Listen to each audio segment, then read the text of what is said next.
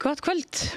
Það eru komnar fréttir hér við Rauðaborðið, klukkan 8 og í dag 30. október. Með mér hér í settinu eru Björn Leví, Sigurður Magnús og Laufey Lindahl. Verðið velkomin. Takk. Það vel mannaði í kvöld. Svona líka. Herðu þú, fyrsta frétt, það hérna, Píratar velja sem formann. Það var svona það sem að... Já, sem beint af fundinum. Hér höfum við Pírata glóðvolgan af fundi. Hvað segirðu, komin niðurstaða í... Formannskjör? Nei, það ekki komin niðurstaða í formannskjör. Nei. Fundi var frestað til þess að passa upp á að allt væri svona rétt gert. Við erum svo miklir formalistar og viljum passa upp á ferlinn og svoleiðis og það kom upp smá vafamál það hvort það væri gilt að hafa umboðsmanna svona kerfi. Þannig að í staðinn fyrir að láta reyna á það, þá var bara ákveðið að gera þetta vel og setja þetta upp aftur fyrir. Og allt sem að meina lausum? Já, það var mikil endalaus margar tillögur hvernig átt að leysa þetta, það var lausnarhugur í öllum. Þannig að besta lausnin sem bara fundurinn kaus var að fresta fundinum til þess að hafa reglunar alveg á hreinu. Og það svona óákveðin tíma? Nei, það hægt að boða í fyrsta lagi eftir einhverja 3 vikur eða svo. Það var eitthvað svoleiðis. Já. Og verður þú í þessu starfi að komast á hinu rétta? Ég fékk hlutverk að dempa mér einhverja kjörstjórn eða eitthvað svoleiðis til þess að passa upp á að reglunar væru rétt gerðar. Ertu í fínni það? Ég farið í gegn þetta nokkru sinnum áður. Smá reynslu, svona borgarnesklúðurinn og fleira. En finnst þér þetta mikla breytingar að sé að vera að velja kjósa forystu? Já, og það var nú eiginlega þess vegna sem að náttúrulega kannski stór breyting að fólk vildi hafa þetta allt rétt. Allir frambjóðendur voru líka sammála það að þau vildi ekki einhvern veginn fá kosningu og það var einhver vafamál hvað að vera ekki fara eftir reglum og svo framvegis. Þannig að það voru allir sammála það bara að reyna að gera þetta sem best og hreinlegast. Það bara þannig virka Píratar. Það var orðað á því. Þetta var svona píratalegasti fundurinn sem að verið einhvern veginn á langa tíma sem voru bara að tala hvernig reglur virkuðu og svoleiðis. Ekki slagsmál og ekki það var eitthvað pólitísk umræða, ekki? Nei, í rauninni ekki. Nei, ég kom aðeins svo seint að því ég var á langri rauða dekkjaverkstæði og þetta var að snemma því það var vesinn í strætó og ýmislegt svoleiðis. Þannig að þetta var voðalega yfirveguð umræða með mörgum tillögum og allir voru að reyna að komast að bestu niðurstöðunni. Við fáum ekki skúbb út úr þessu. Við fáum ekki brakandi skúbb úr þessu, ekki nema að fundið hafi verið frestað. Við erum tilbúin með myndir og svona sem að þurfa ekki að nota. En frambúðin breytist hins vegar ekkert. Nei, það breytist ekkert. Við getum kannski fengið að sjá aftur frambúðin. Já, það er Oktavía og Alexandra og Dóra Björst. Akkurat. Og svona einhugur í Píratum? Bara konur, hvernig?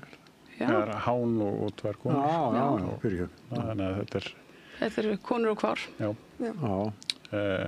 Jú, það ég meina niðurstaðan var að breyta lögunum þannig að það væri kjörinn formaður.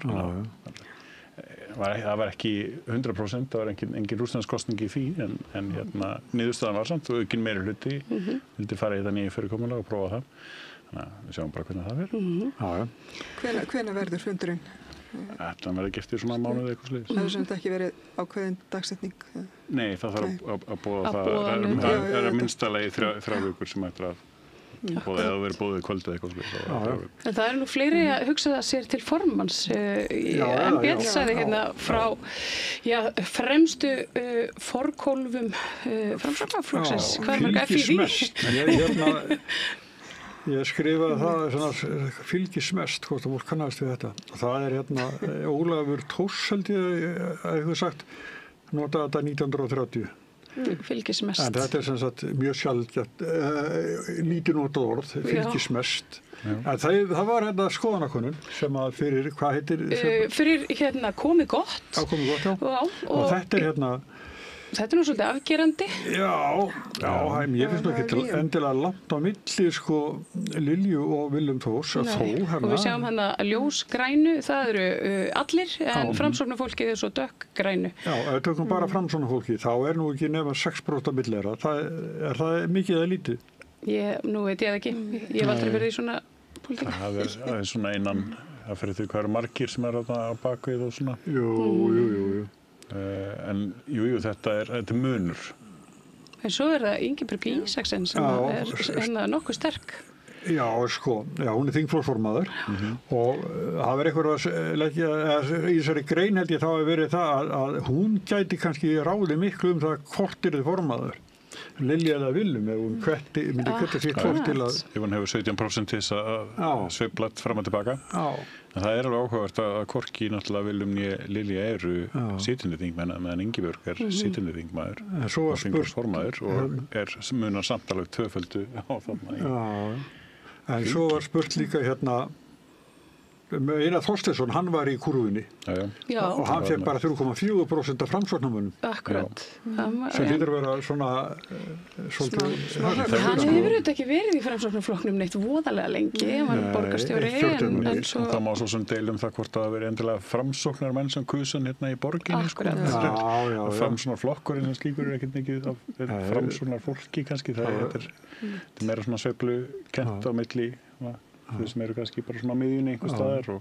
Framsókn verið syngjandi sveifla á þessum tíma. Já, alveg svakalega. Mjög góða þingkosningu ári áður og svo þá var þetta ekki bara besta kjósa Framsókn. Sem var flottasta kjör á seinna ára. Letilegasta það passaði alveg ákkurat inn í... Það gerði það, sko. Sko eftir COVID-dótið, það var engin annar flokkur en Framsókn sem gat sagt þetta. Við erum með svona kosningaslagur. Já, þetta var virkilega vel unnið markas. En á saman tíma er þetta mesta letislagur sem að geti bara... Ég fannst þetta svona kjarta þjóðarsálina svolítið, sko. Ég skil rosalega vel að það virkaði. Því að fólk var með svo mikla þreytu gagnvart stjórnmálum. En á sama tíma, einmitt, var þetta bara, gefins bara. Og við erum ennþá að tala um þetta. Já, ég veit að þetta áttur að lifa. Það var eftirminnilegt allavega. Já, það hafa nú verið með nokkur eftirminnileg svona gegnum tíðina. Þú meinar Einar? Nei, það var eitthvað svo les. Það var ekki nýtt. Er það endur nýtt? Já, það var endur nýtt. En það eru talað um að jafna atkvæði. Það eru myndaði starfshópur og núna kemur í ljós samkvæmt vinnu þeirra að 4 sæti gætu færst frá landsbyggðinni til suðvesturs. Kannski landsbyggðin segja þetta sé alveg ómögulegt. Já, ég held ég held að þingmenn hérna í Reykjavík og Kraganum sé ekki neini svona kjördæma potarar. Þeir eru ekki að vinna neitt fyrir kjördæmi sem sérstaklega, sko. Þeir eru bara eins og þessi bara landskjörnir. Já. Sem að sko þingmenn náttúrulega eru. Þeir eiga, við erum að setja lög fyrir allt landið. En aftur á móti landsbyggðar sko þingmennir eru mjög duglegir. Þar hittast sko rauninni allir þingmenn kjördæmisins bara tiltölulega oft með þessi að sérstaklega í kringum samgönguáætlun og fjárlög og eitthvað svoleiðis. Og reyna að koma einhverjum sko peningum og svoleiðis inn á svæðin hjá sér. Og það gerir ofta verkum að, þú veist, mál sem að er almenn sátt allt í einu breytist forgangsröðina á og það er alveg afskaplega óhentulegt. Ég fór einmitt að rekna út aðeins að það er einn vandi, sko, norðvesturkjördæmi er þarna með 6 og meðan suðvestur er komið upp í 18 en ástæðan fyrir því er sko að það má ekki samkvæmt stjórnarskrá fara neðar heldur en 6 í kjördæmi. En þetta er ennþá sko utan viðmiða OECD svona málefnalegt atkvæðamisvægi sem er 10%. Til þess að ná því að þá þyrfti í rauninni einni viðbót að fara frá norðvestur yfir í suðvestur. Þá er komið 19 manna kjördæmi og þá ertu bara farin að pæla í því er á ekki að skipta tvö kjördæmi. Ég meiri sem með 18, hvort það sé ekki 2 9 manna kjördæmi. Þannig að því að hugmyndinu var að hafa svipað marga þingmenn í hverju kjördæmi. Eða náttúrulega bara 1 kjördæmi og það er stjórnarskrárbreyting og það er eitthvað sem að þessi nefnd sagðist bara frá upphafi ekki ætla að pæla í engar stjórnarskrárbreytingar. En hvað það eru 22 þingmennir í Reykjavík sem hittist inn á 2 kjördæmi og hver veit hvað? Þú hefur þingmaður Reykvíkinga. Jú, mikið rétt. Bæði Reykjavík norður og Reykjavík suður. Já, en hvað... Hver er munurinn? Ég línu kjördæmi núna, Það flakkar aðeins að maður milli gatna í Grafarholti, þú veist, milli kostninga. Það breytir svona til þess að halda fjöldanum hérna í öfnum. Og það eru ekki allir sammála ráðherra að þessu þurfi að breyta, en Ragnheiður Þorsteinsdóttir sem er lektor við Háskólann á Akureyri, hún er ósammála þessu. Og hún talar jafnvel að þetta sé mannréttindamál. Þetta er mannréttindamál, auðvitað. En það er ástæði fyrir því að til dæmis OECD er með viðmið að sem sagt, atkvæða missvægi geti mestalagi verið 10%, svona milli kjördæma. Og stundum er það bara því að það er ómögulegt að draga línunar einhvern veginn á gálegan hátt. Við erum með sérstaklega svona reglum vegna kannski frumbyggið eitthvað svoleiðis, minni landsvæði, þar megi vera allt upp í 15%. Við erum með þetta tvöfaldavægi, 50%. Maður er bara fáránlegur. En þetta norðausturkjördæmi, það er frá Akranesi norður á Blönduós. Nei, hérna Skagafjörð. Já, nær miðan Tröllaskagan. Já. En það var Gustaf ríkislögreglustjóra hefur gert alla vikuna, en Haukur Arnþórsson stjórnsýslufræðingur, hann segir að reglurnar hafi hreinlega verið brotnar af ásetningi. Hann hann vill meina það að þannig hafi manneskja, embættismaður, verið fullkomlega meðvituð að það sem hún væri að gera, þessi ráðning vinkonu hennar og strömlínulögun embættisins væri, hún svona allavega í svífi lög og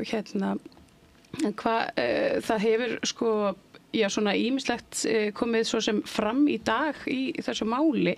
Kannski fáum bara þetta er svona það nýjustu vendingar, það kemur í ljós að þessi starfsmaður var með tölvu og netfang og aðganga innra netinu áður en hún var ráðin. Hún var bara sem frílans. Já, verktaki þannig, já. Já, þetta við verðum að gera, það er kröfu til ríkislögreglustjóra og hún tekki lögin sem hún er að vinna eftir, eða ekki? Jú. Það er lágmark. Af þeim stofnunum sem ætti að þekkja lögin, þá er þetta eins og helst ætti að fara fram með góðu fordæmi. Það er bara það kröfu til þess sem er síðasti ríkislögreglustjóri. Það sem er slæmt í þetta er að ríkislögreglustjóri segir þarna að mistök sé að ræða. Þannig að það er búið að rauninni viðurkenna það. En þetta eru mistök í 5 ár. Og þegar...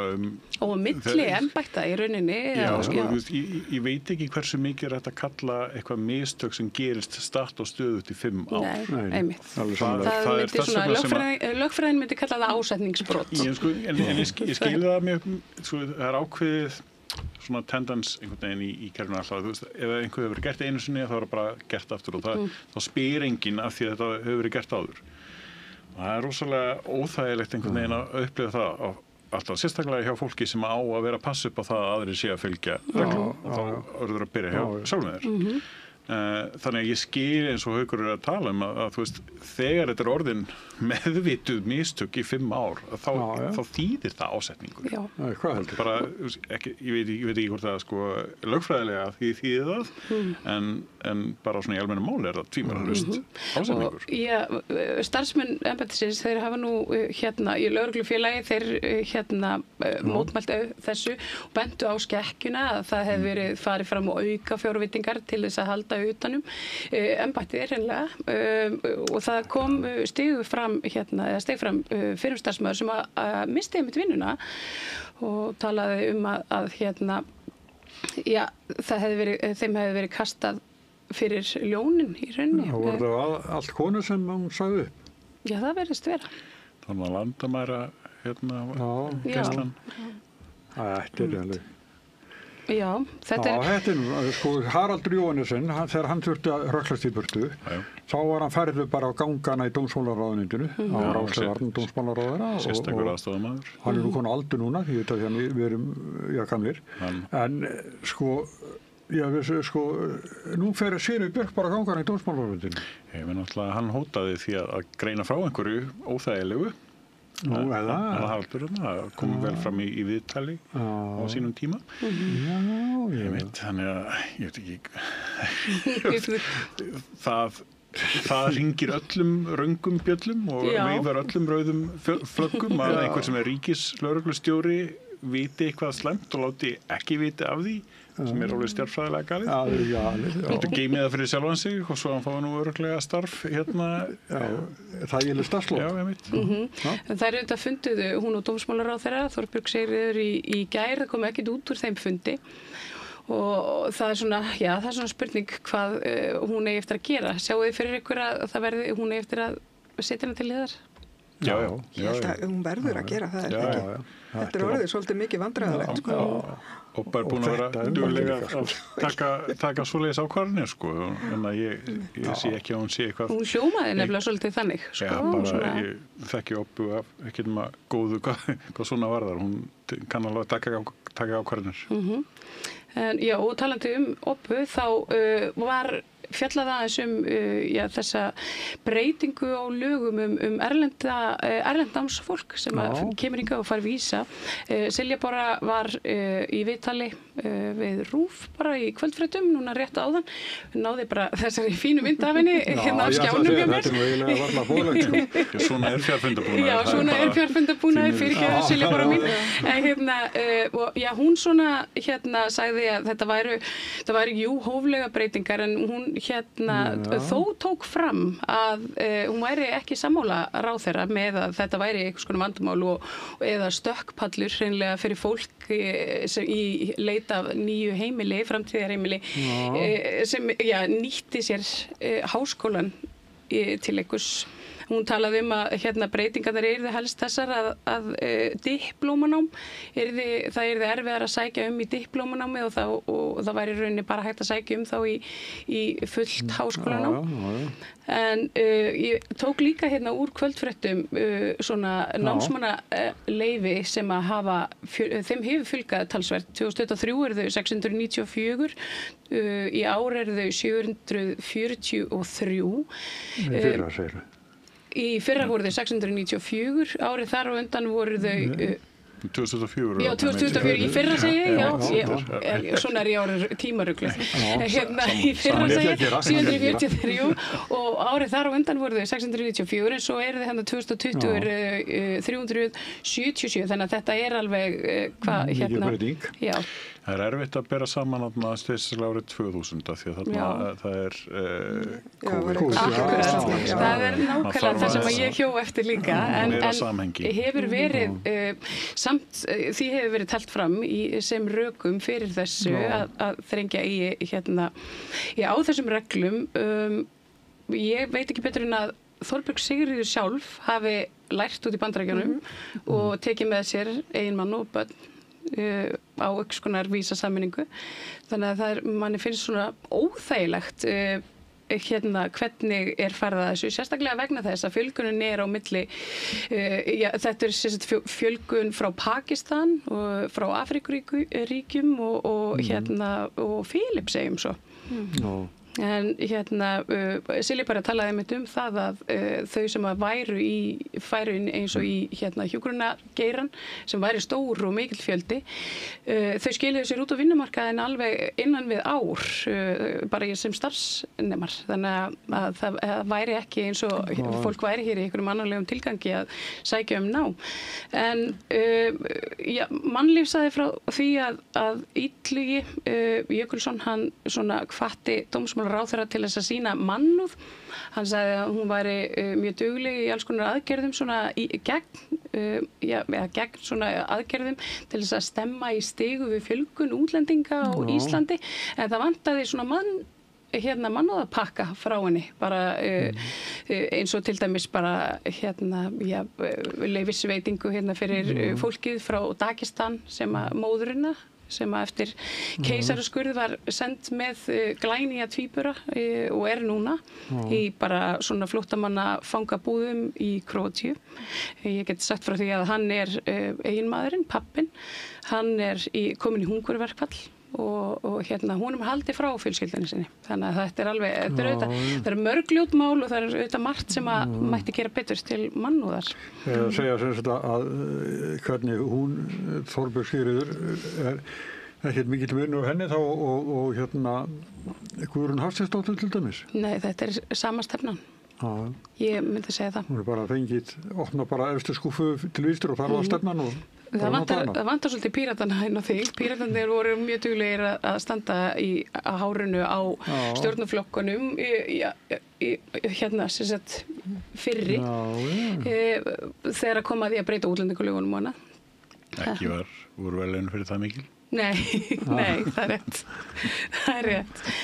En svona að öðru, það er húsnæðisaðgerðapakki. Framkvæmdastjóri Samtaka iðnaðarins segir, líkt og ansi margir í dag, að ekki sé ráðist að rót vandans í húsnæðisaðgerðapakkanum. Hvað er hann að meina með þessu? Hann byrjaði að fagna þessu í gær, en svo er hann búinn að lesa þetta betur og þá kemst hann að því að... Búinn að skipta skoðun? Já, það er ekki alltaf eins og hann hefði helst viljað, sko. Hún fannst það í gær einhvern veginn, hefði ekki? Hlutar sem að væru svona jákvæðir, þá var náttúrulega að tala séreignarsparnaðinn og svo framvegis sem að fólk með meiri pening hefur meiri ávinning af. Svo var náttúrulega ferðan í klassísku pólitíkunum lóðaframbóðið og þar er náttúrulega í forsvari fyrir fólk sem að hefur bara áhuga á að fá lóðina ókeypis, án þess að það þýðir nokkuð að íbúðaverð lækki. Fólk kaupir íbúðan alveg sama verði, það bara skiptist hver fær peningin í vasan. Hvort það sé þá sveitarfélagið eða verktakarnir. Og hann er í forsvari hagsmunaaðili fyrir verktakana. Þannig að sjálfsögðu talar hann að fá lóðir og dýrir til þess að hans hagsmunahópur fái meiri pening í vasan. Það er viðtal við Guðmund Hrafn Arngrímsson í Rauðaborðinu á eftir Gunnar Smári. Það ræða við hann fá hans viðbrögð við formálega þessum pakkana. Og talandi Gunnar Smára, þá var hann með ansi góða mynd á Facebookinu sínu bara núna, rétt áðan, þar sem hann sýnir svona hlutfallslega hvar íbúðareigendur búa, eða svona, hversu stórt hlutfall þeirra sem að þessar aðgerðir ná utanum til alls Íslands. En hann talar um 28% fullorðinna landsmanna sé á leigumarkaði. 88% þessa fólks vilja ekki vera á leigumarkaði en stjórnvöld kynntu aðgerðir sem að líta til sárasta vanda 100.000 Íslendinga og spyr hvort að okkur finnist það nóg. Og þetta er nú ansi góð pæling hjá honum. Hann hefur verið mjög gagnrýninn á þetta. Hann hefur verið það og hann er auðvitað ekki sá eini sem hefur gagnrýnt þetta svo sem í dag, en þetta hefur hann var fljótar að greinda í gærkvöldi bara. Það búið að gagnrýna þetta síðan 2016. Nei, það aðgerðir ríkisstjórnarinnar. Já, allar aðgerðir ríkisstjórnarinnar, alveg síðan 2016 að búið að gagnrýna. Það er allar og engar þeirra hafa gengið. Ég sé ekki fram á þessa gangin neitt betur, sko. Því að þegar allt kemur til alls þá er bara að byggja fleiri íbúðir. Það er ekkert flóknara. Já, ríkið þarf að byggja fleiri íbúðir. Það skiptir engum máli í rauninni, bara svo lengi sem íbúðina séu, sko, rauninni fleiri heldur en að það er eftirspurn eftir. RÚV segir frá því að Íslandsbanki gerir hlé á veitingu verðtryggðra lána. Þetta sé tímabundið hlé á föstu vöxtum, húsnæðislána á föstu vöxtum, en áður hafði bankinn stöðvað veitingu slíkra lána með breytilegum vöxtum. Þetta nýtt framboð verði kynnt í næstu viku. Hvað þýðir þetta? Þetta er þetta klassíska bara að lánveitendur hafa alltaf verið með belti og axlabönd í kringum verðtrygginguna og það voru alltaf mikið talað um það að taka húsnæðisliðin út úr verðtryggingunni. Skiptir engum máli því að þá er bara fundin einhver ný leið. Vextin er enda alltaf að vera þeir sömu og á því hvað er inn í einhverju vísitölu eða breytilega vöxtum eða eitthvað svoleiðis. Þannig að það eru aðra lausnir sem að þarf að tala um, ekki einhverja svona galdralösin sem eru tóðar upp á hatt og einhvern veginn reynt að sannfæra okkur að sé nýja besta fyrirkomulagið. Það sé raunverulega breytingar framöndan? Nei. Ég tók hérna svona til gamans þar á VF Keldunar tilkynning frá Íslandsbanka þar sem að afkoma á þriðja ársfjórðungi þessa árs hagnaður upp á 6,9 milljarða eða 12,9% arðsemi eiginfjár. Þannig að þeir eru ekki illa staddir bankarnir. Þetta alveg ótrúlegt. Það verður ekki sagt. Það verður ekki sagt þessi illa staddir. Bara þeir stefna þessu. Hvaðan fá þeir peninga? Hvaðan fá bankar peninga? Búið til peninga. Já, eru þið með brendara? Já, þetta alveg ótrúlegt. Með lánveitingunum, sko. Á vefnum FF7 sem að hét áður turisti.is þar talað 2% vexti. Já, þetta hérna Seðlabanki í Evrópu. Í Evrópu, einmitt. Verðbólgan 2,2% svona meðaldali og stýrivextinu vera áfram 2%. Þannig að það er svolítið mikið munur á okkur og þeim. Verðbólgan heldur ekki svo sama. Við hérna á Íslandi með þessu æðislegu krónu og það hagkerfi og stýringuna á henni. Við erum sögulega síðan með í kringum 4% verðbólgu að meðaltali. Þannig að við þurfum bara átt okkur alltaf á því að það meðaltalið með núverandi kerfi. En við verðum samt að leyfa okkur að horfa til annar og sjá hvernig þetta það. Það er alltaf hægt að gera það öðruvísi. Þannig að meðan við erum að gera það eins og við erum að gera það með til dæmis krónunni að þá erum við með kostnað við það að reka gjaldmiðilinn og það endurspeglast í rauninni í þessum 4% verðbólgu að meðaltali. Og það voru sumir ansi ánægðir með viðbrögð. RÚV segir frá því hér að Már Wolfgang Mixa, dósent í viðskiptafræði, segir þetta skref í rétta átt miða vexti húsnæðislána við vexti ríkisskuldabréfa og hann vill að þetta verði miðað við ríkisskuldabréf sem gefin eru út til minnst 20 ára og nú ætlum ég ekki að láta þess að ég hafi eitthvað vita á því hvað hann Már Wolfgang var að tala þarna en þið kannski eru meira inn í því. Já, fer eftir í hverju að lána. Já. Hverjir, þú veist, viðmið þarna. En það bara eins og viðmið verðbólgu, hverjir síðan bættu ofan á það í alls konar önnur gjöld, breytilega vexti, eða hvað það verður sem að, hvað töfralaust sem að bankarnir draga upp úr hattinum til þess að fá sinn snúð svona. Eitthvað finna þeir. Það var mikið talað vaxtamál og hagvöxtur. Hann gæti orðið helmingi minni vegna bilunar á grundataka Alþýðusamband Íslands. Ég var að spá innan við 2% hagvexti í ár og á næsta ári og þrálátri verðbólgu. Já. Er þetta virkilegt að hluti af einu fyrirtæki? Já, hagvöxtur geta verið helmingi minni. Nú þekki ég það ekki, en það voru nú einhverjir sem að... Þetta er reikningur sem ég treysti mér ekki, en þetta er bara mjög trúsefallega. Jú, það er alveg þekkt hversu mikið er rauninni af fjármunum koma inn út úr landinu í tengt þessum iðnaði. Þannig að þegar það er bara mínus af frárunni hildar svona veltunni í samfélaginu, þá er þetta að skoða hvað hann hefði verið með við hver mínusin er. Þannig að þetta kemur ekkert sérstaklega óvart. En hérna kannski verður þetta til þess að það verði farið í alvöru svona hagstjórn. 2% hagvöxtur er bara mjög fínt.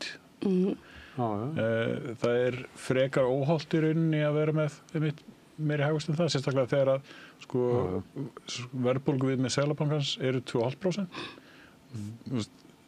Það á þá að vera hámarkið í rauninni sem við erum að reyna að meða hagvöxtu við líka til þess að halda einhverju jafnvægi. Þegar hann er meiri þá er meira fjármagn sem þarf að dreifa og það er frekar misskipt svona þessa dagina og það veldur vandamál. Þegar að það er alltaf svona meira og meira sem verið að salla inn í hagkerfið og lendir á fára höndum. Það býr til vandamál til lengri tíma. Þannig að þeim mun minna sem að við erum alltaf að svona henda inn í hagkerfið af auka pening, að þeim mun fastari verður í þeim skorðum sem að við erum og þá næst stöðuleiki. En þá spurning bara hvort þessi nú þetta sko staða sér sanngjarn eða ekki, það sé annar vandamál að glíma við. En að því að við nefndum hérna, svona fyrirtæki á Grundartanga, þá fannst mér nú alveg þess verið að hafa hérna með frétt RÚV af Isavia sem verðist líta á samgöngur Keflavíkurflugvöll sem tekjustofn og mjólka hann eins og hægt en þarna talað, prófessor í félagsfræði segir frá því á RÚV að þetta hafi eitthvað að gera með bílastæðin hann við. Þetta sé hérna, þeir mali þarna gull hreinlega. Sem bara ekkert skrítið vegna þess að náttúrulega samgöngur til og frá Keflavíkurflugvelli eru náttúrulega bara til háborunnar skammar. Þannig að við erum með þarna eitt fyrirtæki sem að reka rútur og hefur enga rétt á því sko. Og strætó langt í burtu og fæstir vita að það gengur eins og strætó þarna sko. Þannig og mjög stópular ferðir þar. Hann segir hafa mjög sterkar stöðu. Já, þannig að auðvitað þeir gera þetta því þeir geta það sko. Í krafti einokunar, ríkiseinukunar. Sem hvernig eru, stuttsaga, ég voru til London og fór í hraðbanka og bankinn bara tók kortið mitt. Þetta Barclays banki tók bara kortið mitt. Og það til að við vorum með fleiri kort og með svona leigubílstjóri sem vorum með leigubíl sko. Hann vildi bara, ég þyrfti ekki að borga sér eitthvað svona vesið sko. Við vorum með kort allt í lagi, engar á að gera þessu. Og svo komum við heim og þá var það þannig að kortið sem ég hafði notað til að fara inn á bílastæðið var þetta sem var í Barclays bankonum. Og það tók mig klukkutíma eftir klukkutíma að fá þá til að ég fengi bílinn minn. Allir pappir nema bara þetta. Kortið mitt var í Barclays-bankonum til London og þá átti ég bara ekkert að fá bílinn minn meira. Sko. Þetta var þras fram og tilbaka. Gíslingu. Svo bara bankinn klippti bara kortið og lét bara vita að þetta er búið. Það voru fleiri fréttir af Suðurnesjunum, óvenjulegir skjálftar mældust undir Bláa lóninu. En síðan var sagt frá því samt á Vísi svo aðeins seinna að óvenjulegu smáskjálftarnir voru sprengingar og þá var það HS Orka sem þarna í einhverju tilhörnum og þannig að þetta var svona óvissu ástandinu kannski blásið af, þeir vissu allavega hvaðan skjálftarnir komu. Já. En við kannski það er mitt þetta hefur verið svona eins og nuddpottur Washington Post segir frá Trump þetta stórtækur í dag sem aðra daga hann ætlar að fara í kjarnorku þróun og vopna og ég vil fara prófa, gera pröfusprengingar eða ekki? Akkurat, í fyrsta skipti síðan 1992 og þetta er áhugjefni. Þetta er alltaf bara skelfilega fréttir sko. Kemur samt ekkert óvart. Nei, kemur ekkert óvart í Þeir sakna svo kaldastríðsins grein. Þeir þekktu heiminn og réðu heiminum á ákveðin hátt þá, sem þetta Rússland þá. Já, breyttur heimur. Þannig að þeir vilja reyna bara fara þangað aftur. Akkurat. En þetta tilkynnir hann einmitt eftir fund við Xi Jinping. En hann var rosalega ánægður. Hann lýsti fundunum á skalanum 1-10 þá var það fundurinn 12, sagðan. Hann kann ekki starffræði. Hann hefur ekki verið sleipur í henni. En hann ætlar að fella niður tolla ætlar ekki tollastrífi Kína. Það ætlar að lækka einhver lyf einhver 1000%. Já, og viðskipti með sojabönir sá ég voru þetta ofalega á lista. Svo við sem aftur í Rauðaborðið þá verður Hilmar Þór Hilmarsson fastagestur Rauðaborðsins verður á eftir. Þeir eru mitt fara yfir meðal annars þetta mál. Þeir eru alltaf að kaupa en bakaða bönir sko. Þetta er allt geopolítík með svona búlíisma. Trump virkar bara þannig að hann nýtir þann styrk sem hann hefur til að ná ákveðnum árangri og ég meina svo samningatæknin skilar alveg árangri til skamms tíma. Fólk gefst upp og svo framvegis en leið og hann fer á lokum þá hverfur allur styrkur sem hann var á bakvið svona þennan þvingaða frið og svo framvegis burt og það springur allt í loft upp aftur. Akkurat. Akkurat, nú allt frosið hjá mér hérna tölvan. Það er bara það er komið á skjáin. Það er bara, það er komið á skjáin. Hérna, Trump lét ekki staðan í kjarnorkunni, heldur sett hann á svona þak á fjölda flóttafólks sem að kæmi inn í Bandaríkin. En þakið skilir þeirra líka með þeim hætti að allir þessi fjöldi verður hvítur og frá Suður Afríku. Það sem að hann og Elon Musk vinnur vilja meina að sé svona apartheid, genocide gegn hvítu fólki. Það eru, ég held að þeir séu tveir þá skoðun. En þetta er ótrúlegt. Mér þykir þetta áhugavert svona að því að mörguleyti finnst mér okkar dómsmálaráðherra að vera í svona svipaðri pólitík. Og mér finnst þetta kannski í samhengi við einmitt háskólamálin og þetta sem við vorum að ræða hérna áðan, að setja þak á fólk frá ákveðnum svæðum og búa til svona strúktúr sem að gerir hvítu fólki, evrópsku fólki auðveldara með að komast hingað og meðan að brúnt og svart fólk það fær að svona sitja eftir. Heitir kerfisbundin rasismi. Þetta heitir það einmitt. Já, það er ekki að vók. Nei, það er líka bara staðrind. Við erum ekkert hrædd við vaffórið hér. Ég bara segja hvað það heitir.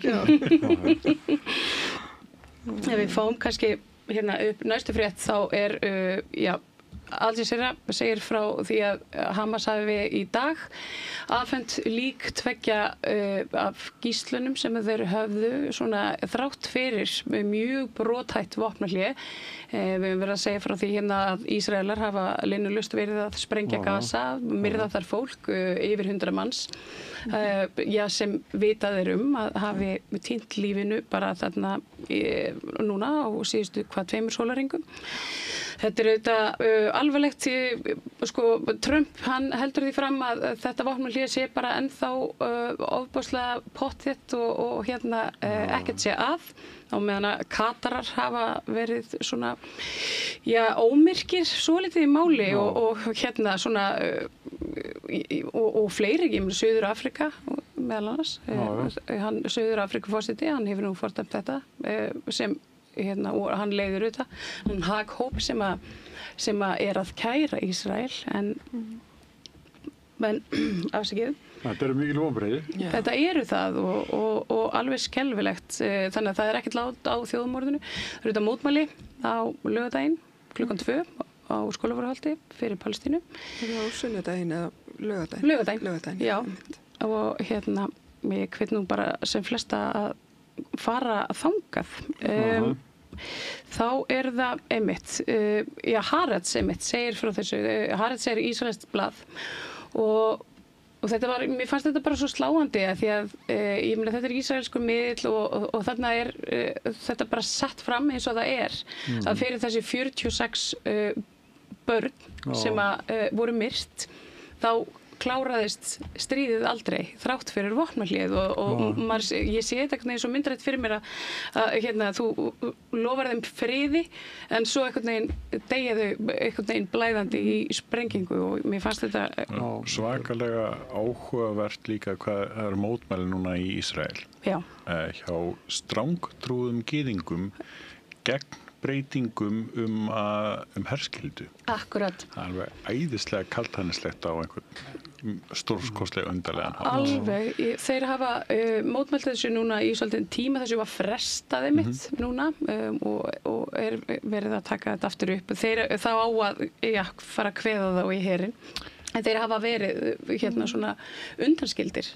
Já, ég var í háskóla í Bandaríkjunum sem var svona gyðingasamfélags háskóli og þar var ítrekkaði mitt svona skipta á ákveðnum dögum af því að frídagar hjá strangtrúðum gyðingum lendaði vel þetta sama degi þannig að það verður þetta víxlaðins til þess að vera ekki alltaf frí í sömu tímum en og það mátti ekki vera að prófa á dögum sem að strangtrúðir voru því að þeir mættu þá bara ekkert í skólan mætti ekki prófa og heimtuðu að væri prófa þá á öðrum tímum og svo framvegis mjög áhugaverður svona áhugaverð dýnamík að sjá samfélag gyðinga þar sem að þú ert með allt frá strangtrúðum gyðingum yfir rauninni bara þeir eru bara þjóð. Maður þarf átt að setja alltaf á því. Akkurat. Þetta ekki, trúin annað, þjóðin hitt. Þannig að það verður svakalega áhugavert að sjá hvernig þetta þróast núna á næstunni, því að ef þá að þvinga strangtrúaða gyðinga í herinn með herskyldu, sérstaklega af því að þeir eru sá þjóðfélagshópur í Ísrael sem að stækka hvað mest. Það rauninni fjölgun og bara á næstu 30 árum þá verða þeir líklega komnir í meirihluta. Þannig að Ísrael stefnir hraðbyrja að því að verða trúarríki, svipur kannski og önnur lönd þarna í kring. Þannig að næstu 30 ár verða svakalega áhugaverða á kínverskan hátt á þessu svæði. Já, Ísrael verður ennþá ríki. Það sé nú örugt. Það African Union sem svona eins og Evrópusambandið það fordæmir þjóðmorð í Súdan.